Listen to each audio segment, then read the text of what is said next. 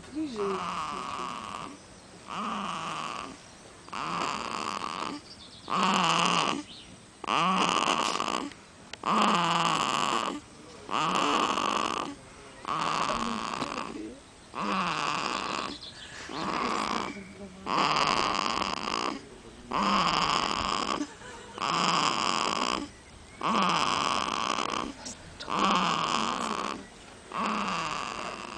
Ona będzie taka możliwe.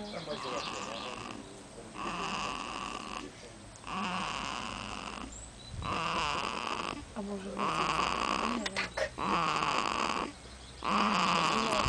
To nawet jakby jadła, to wtedy by się zaczęła.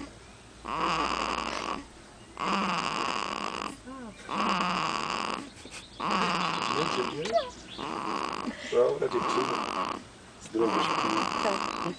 A może ma coś zapchane?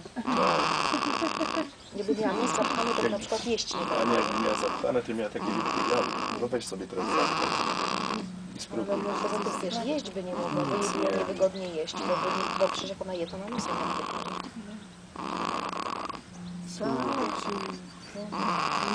Już, jak film nakręcić, jeśli będzie się wyczerpie.